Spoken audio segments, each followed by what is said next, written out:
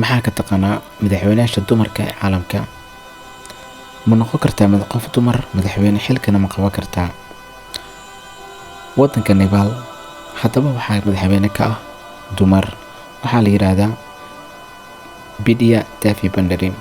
Waxay dhalatay 19 Juun 1961. Yaraanteeda ayay ku biirtay siyaasadda xisbiga Shuuciga. Waxay soo noqotay wasiirka bii'ada, wasiirka gaashaandhigga. Sanadka markuu ahaa 2015 waxaa loo magacaabay madaxweynaha dalkaas.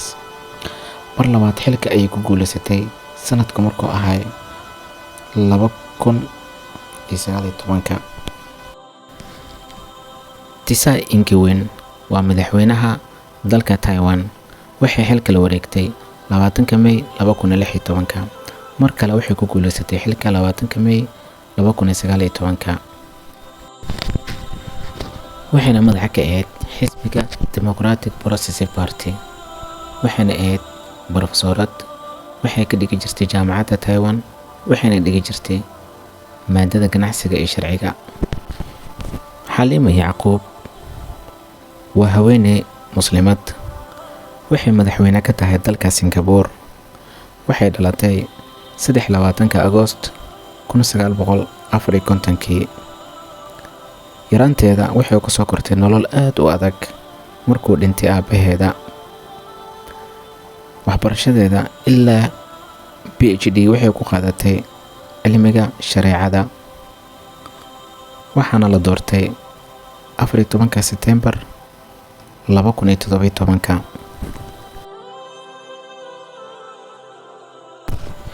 Paolo Mikis waa madaxweynaha dalka Trinidad and Tobago. waxay dhalatay 23 December 1958. asal ahaanteeda waxay kasoo jeedaa shacabka ama dadka la dhaho Black American. awoowayaasheeda ayaa imaadeen dalkan, kadibna waxaa ku dhashay aabaheeda, kadibna ayada ayaa dhalatay. heerka waxbarashada ilaa waxay gaartay master degree. waxayna ku baratay shareecada iyo qaanuunka. waxay muddo dheer ka shaqeynaysay maxkamadda dalkaasi. waxaana loo doortay kadib madaxweynaha dalka Trinidad and Tobago.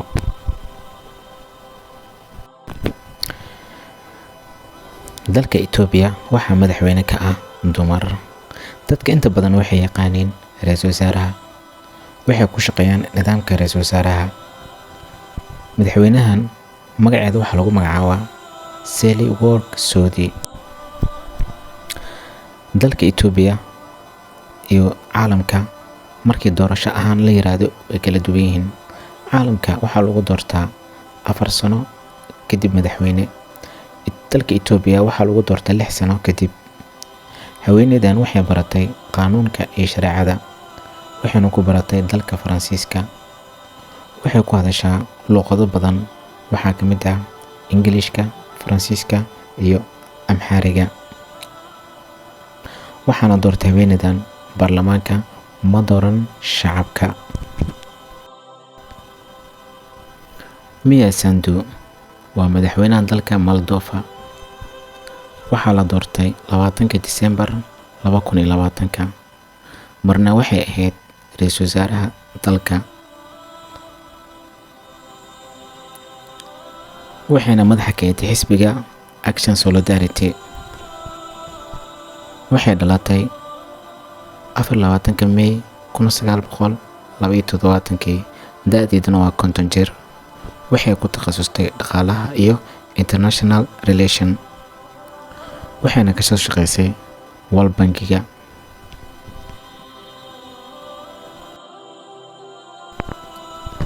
Susana Kabatova waa madaxweynaha dalka Slovakia.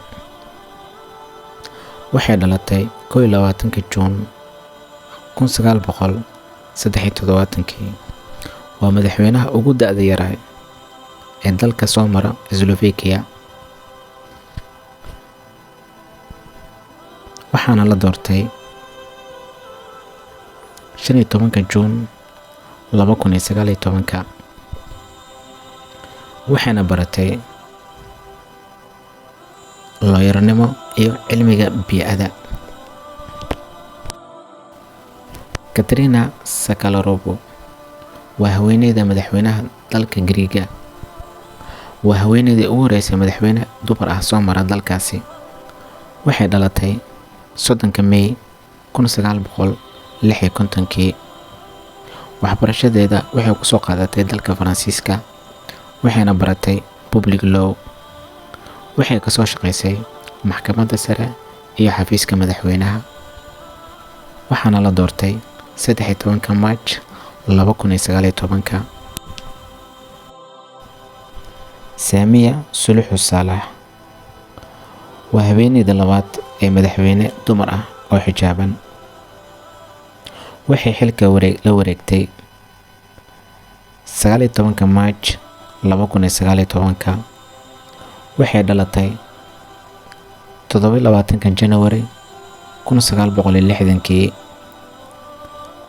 waxay xubin ka ahayd xisbiga Social Democratic, marna wasiir waxay ka ahayd maamulka gooni isutaagga ee Zanzibar, gaar ahaan ayada ay kasoo jeedo.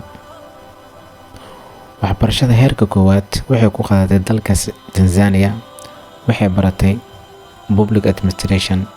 heerka labaad waxay ku qaadatay dalka England magaalada Manchester, waxayna baratay cilmiga dhaqaalaha. Sandra Mason waa madaxweynaha dalka Barbados.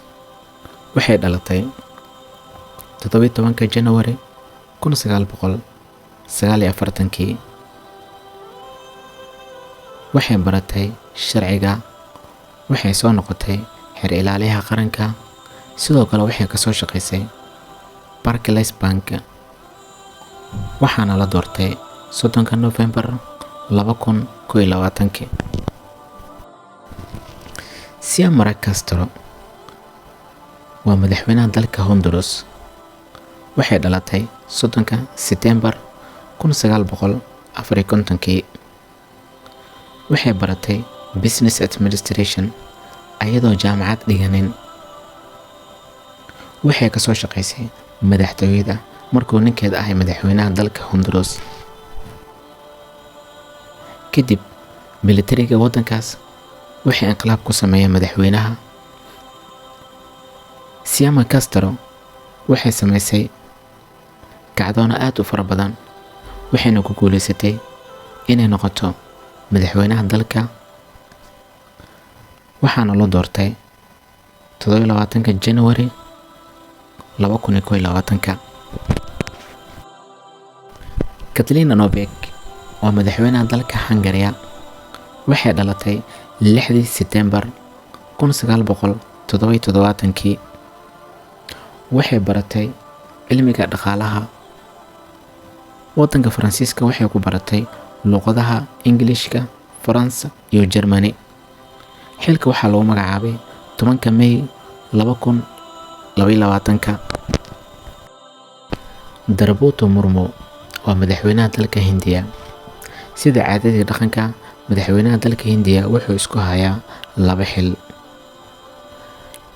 xilka madaxweynaha iyo xilka abaanduliyaha ciidamada cirka. haweeneydan waxay kasoo jeedaa Hindida madmadow. waxay dhalatay 20 January 1950. waxaana la doortay 25 July 2022. Dina Boluarte waa madaxweynaha dalka Peru. waxay dhalatay 31 May 1962. waxay baratay sharciga. waxay muddo dheer ka shaqaynaysay looyarnimo. waxay xilka la wareegtay 7 December 2022.